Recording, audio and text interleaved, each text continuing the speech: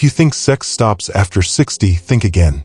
It doesn't just vanish into the background like an old photograph. The truth is, when intimacy disappears from your life, something inside you changes quietly, gradually, sometimes without you even realizing it. You start forgetting small things. Your heart feels heavier. Sleep doesn't come as easily. You feel less alive, less seen. The silence gets louder. And the body?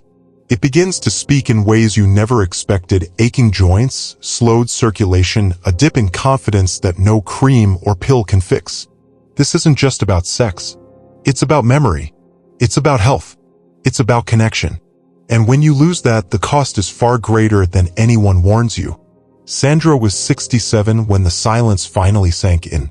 Not the peaceful kind of quiet that comes after a long day, but the kind that echoes. 35 years of marriage had come to an end, not with a bang, not with betrayal, but with a slow, painful drift that ended in divorce. She packed up half a life into cardboard boxes, handed over her keys, and walked away from the only version of love she had ever known. In the months that followed, intimacy became something she remembered, not something she felt. Touch became foreign. Desire felt like a memory left behind in her 40s. She didn't talk about it, not with friends, not with family. At her age, who would understand? People told her she should be grateful for her freedom. They said she was strong, independent. But at night, in the quiet, Sandra didn't feel strong. She felt invisible. It wasn't until a routine checkup that things shifted. Her doctor, sensing something beneath the surface, asked about more than blood pressure. She asked about connection, about loneliness, about touch. Then she said something that Sandra never expected. You're not done. Your body still remembers. Your heart still craves. And your health, your vitality, it's tied to all of it more than you know. According to Dr. Emma Ross, a specialist in geriatric health and emotional aging, the role of intimacy after 60 is not a luxury. It's a necessity. Touch is medicine, she explains. Affection triggers hormonal responses that stabilize mood, improve circulation, and reduce inflammation. Intimacy isn't just about sex. It's about presence. It's about being seen. She points to growing research that challenges outdated beliefs. In a 2016 study published in the Journals of Gerontology, older adults who maintained regular physical intimacy, whether through sex, cuddling, or close companionship, showed a staggering 30% improvement in cognitive function compared to those who abstained. These individuals weren't just sharper in memory. They experienced lower blood pressure, improved sleep, and even fewer doctor visits over the course of a year. Brain scans revealed better activity in regions responsible for decision-making and emotional regulation. Dr. Ross adds, "There's a biological language we often forget. Oxytocin, dopamine, serotonin, all released through human connection. We're wired for it, no matter our age. And yet, society whispers otherwise. It tells people like Sandra that passion has an expiration date. But the science disagrees. The body still wants to feel alive. The heart still wants to matter. And the mind, more than ever, needs that spark. You are not too old. This chapter, this exact moment in your life, isn't your closing act. It's your rising sun. The world might try to shrink you, to wrap your desires in shame, to tell you that your time for passion, for love, for discovery, has passed. But they are wrong. So very wrong. Because here's the truth. Late bloomers often carry the richest scent. There's something powerful about someone who's lived, who's lost, who's broken and rebuilt. You know who you are now, and that is your greatest strength. Intimacy isn't reserved for youth. Joy isn't locked away in your 20s. That spark you thought had died? It's still there, just waiting for a little air. You've earned this next season, not just to exist, but to feel again. To hold someone's hand and know you're not alone. To laugh in bed. To feel desired. To discover not what you were, but who you are becoming. You are not behind. You are just getting started. Have you been told that intimacy ends after 60? That your best years are behind you? Have you ever felt invisible in a world obsessed with youth? Let's rewrite that story, yours and ours. Drop your truth in the comments. Tell us, do you believe in second chances? Because someone out there is listening. And your words might just be the light they've been searching for. Have you ever wondered what really happens to your body after 60? Not the stuff people whisper about in hushed tones or joke about over dinner, but the real, biological truth. Let's talk about it. Not with shame, not with fear, but with honesty. Because the changes you're going through, they're real, they're normal, and they're worth understanding. After 60, the body begins to shift. Estrogen starts to fade in women. Testosterone declines in men. And with these hormonal shifts come noticeable changes, lower libido, reduced energy, mood swings that seem to come out of nowhere. But here's the thing most people never tell you, it's not the end. It's simply a new rhythm. The music doesn't stop, it just slows down. And once you learn how to move with it instead of resisting, your body begins to surprise you. Your desire may not look like it did at 30, but it doesn't disappear. It changes. And with the right awareness, the right connection, it deepens. Now here's the part that science backs up, and we have the data to prove it. Maintaining intimacy into your 60s, 70s, and beyond isn't just emotionally comforting, it's physically transformative. Your heart? It benefits. Regular intimacy supports cardiovascular health, helping regulate blood pressure and increase circulation. Your joints? They thank you too. That physical engagement keeps them mobile, fluid, less stiff. It's not a miracle. It's movement, it's touch, it's chemistry at work. Your immune system gets a boost. That's right. Being close to someone, skin to skin, triggers a release of hormones that strengthen your body's defenses. Oxytocin, the love hormone, surges. Cortisol, the stress hormone, drops. Even inflammation is reduced. You're literally healing by connecting. And this is just the beginning. Because what about the mind? Those who continue to share intimacy later in life often report lower rates of depression, anxiety, and emotional isolation.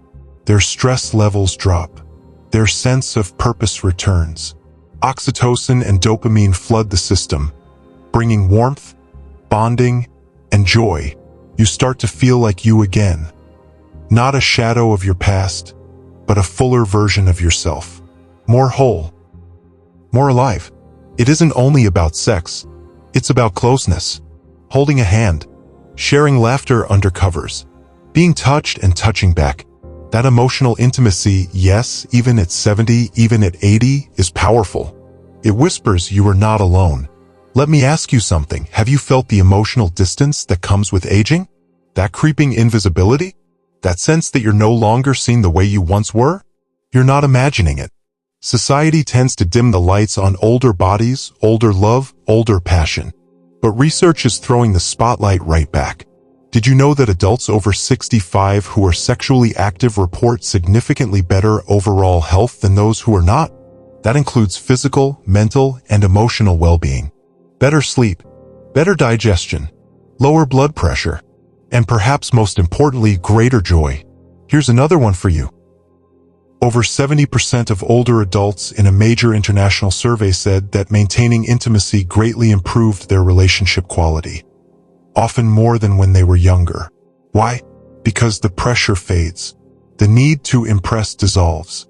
What's left is raw, real, soulful connection.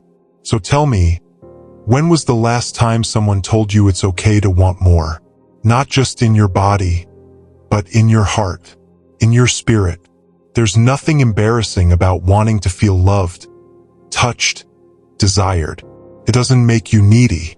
It makes you human. And the more we talk about this, the more we normalize it, the more empowered we all become. Stick around. We're just getting started.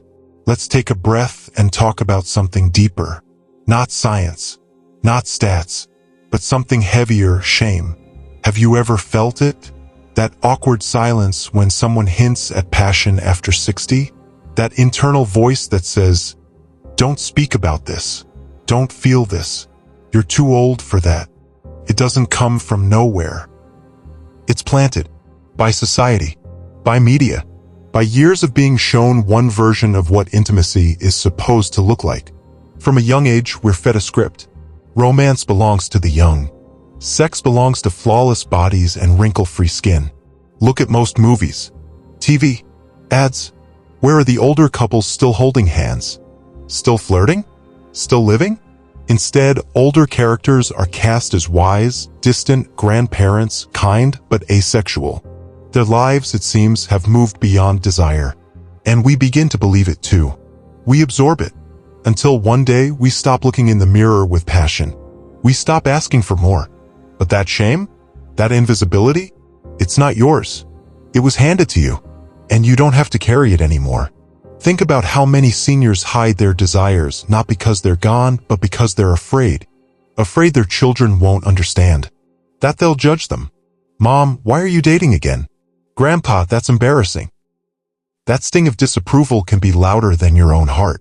Then there's religion, culture, messages etched into your bones about modesty, about purity, about how desire is sinful unless packaged in youth or marriage. It's no wonder some people tuck their wants into drawers and lock them tight.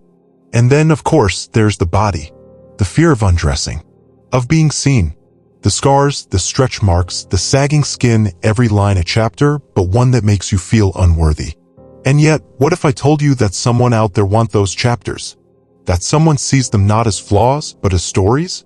Because here's where everything begins to shift when real people speak up. Let me share a few voices. You may find yourself in them. I was 72 when I fell in love again. I hadn't touched another person in years. My husband passed when I was 58. I thought that part of my life was done. But then came Harold. We met at a poetry group. He asked me to dance in the kitchen one evening and I cried. Not because I was sad, but because I felt alive again. After retiring, I realized I'd never really explored who I was. I'd been a wife, a mother, a worker. But never just me. I met another woman. We were both in our 60s. It was terrifying. And it was beautiful. For the first time, I saw myself not through society's eyes, but through hers. I was widowed at 69. For years, I believed I couldn't love again. I didn't even want to. But one day, I joined an online forum for older adults. I wasn't looking for anything. Just conversation. And I found connection. Real, deep, emotional connection. We met 6 months later in person. That was 3 years ago. I'm 74 now and I've never felt more cherished. These aren't fairy tales. They're truths. Yours could be one of them.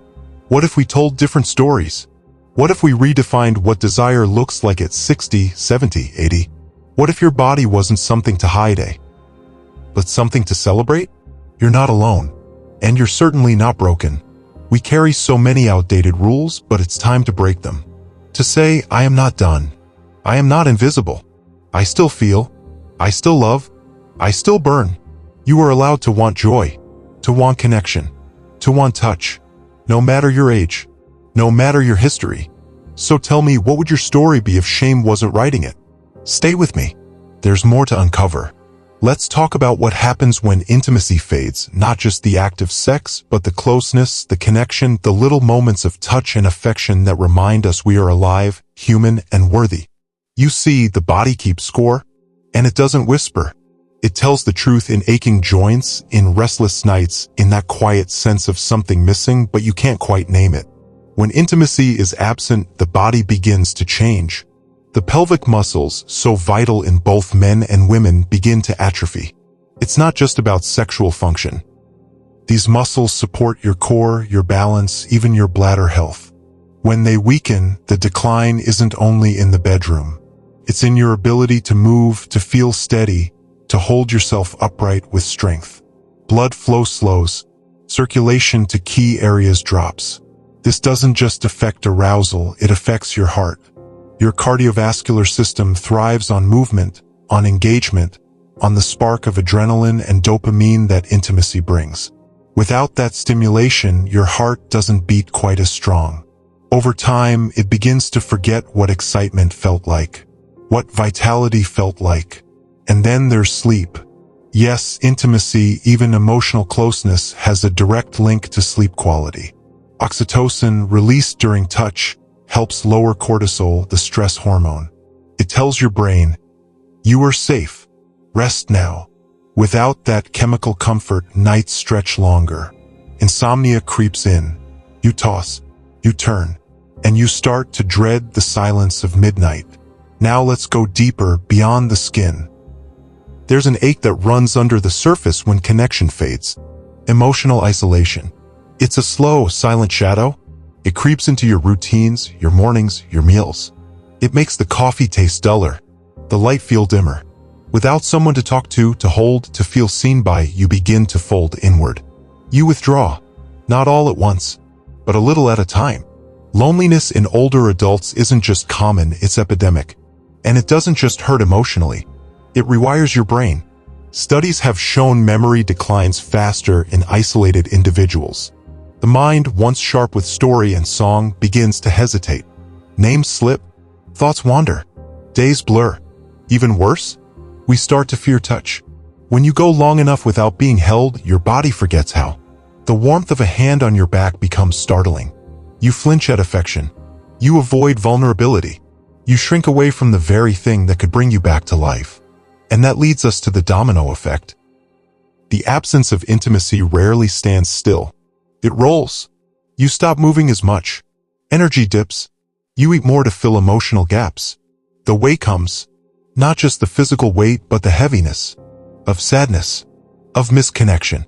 Of aging alone. Depression follows, quiet and relentless.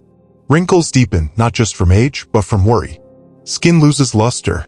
Eyes lose sparkle. And you start to feel older than your years. There's even a term now, emotional isolation aging. Doctors are beginning to recognize it. The hunched posture, the withdrawn gaze, the brittle tone in someone's voice who hasn't been touched, not just physically, but emotionally for too long. One physician, Dr. Ellis Grant, put it this way: you can spot someone who is touch-starved. It's in how they sit, how they speak. Their body holds itself like no one's coming. No one's there. That image of someone holding themselves together in absence is powerful, but it doesn't have to be your ending. Because here's the truth, intimacy doesn't have to be sexual. It doesn't even have to involve another person at first. It starts with connection, with allowing yourself to feel again, to reach out, to be open, to say, I want more. More touch, more warmth, more being seen. And if you're still listening now, maybe, just maybe, a part of you is waking up again. Let's get honest now. No fluff. Just you, me, and a conversation that matters. Because if you've made it this far, something inside you is stirring. Maybe it's hope. Maybe it's longing. Maybe it's the quiet, defiant voice whispering, it's not too late. And you're right. It's not. It never was. So where do we begin? With you. It always starts there. Not with someone else.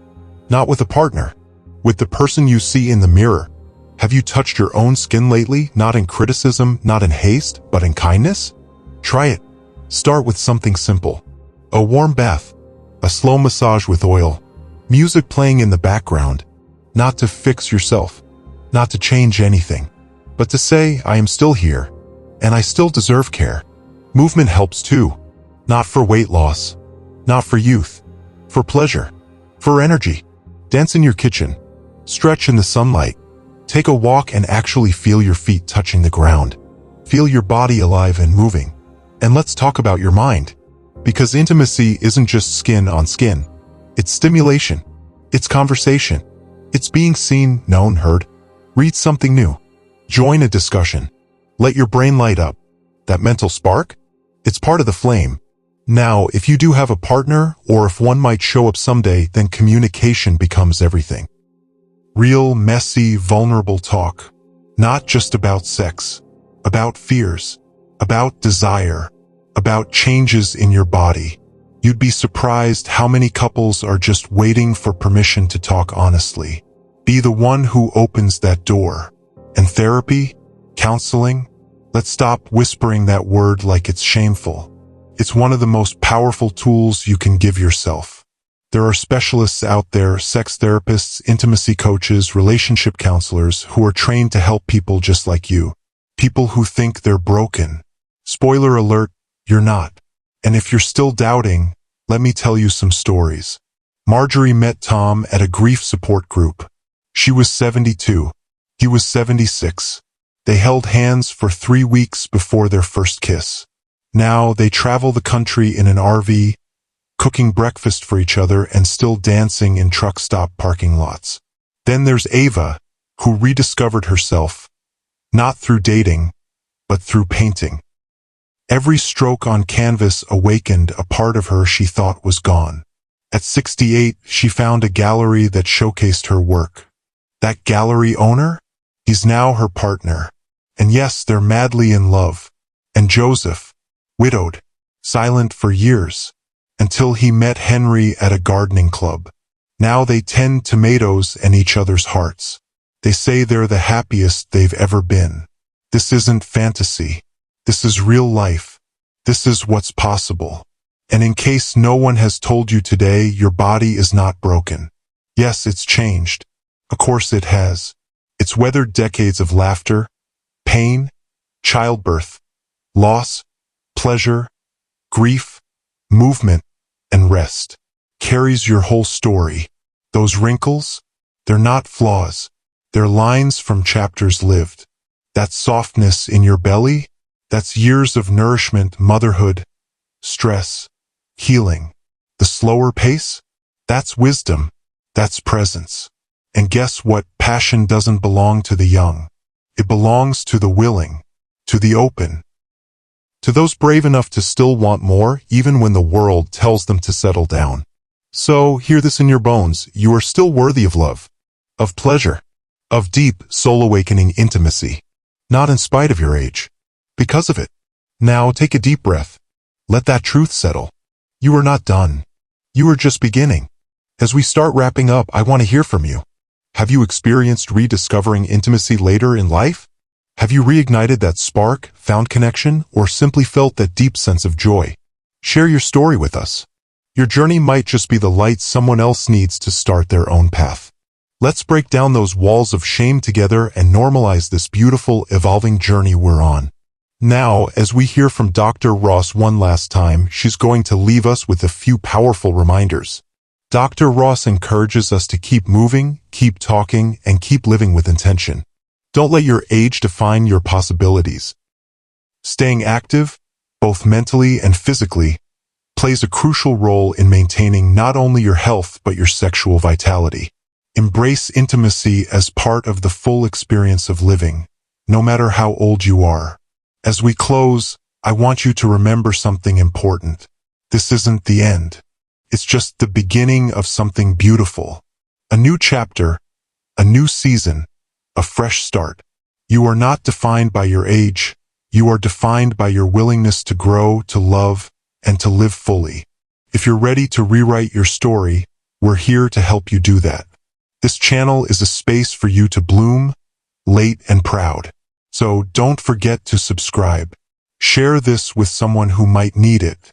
And remember, no matter where you are in life, your best years, they're still ahead of you. Let's bloom together.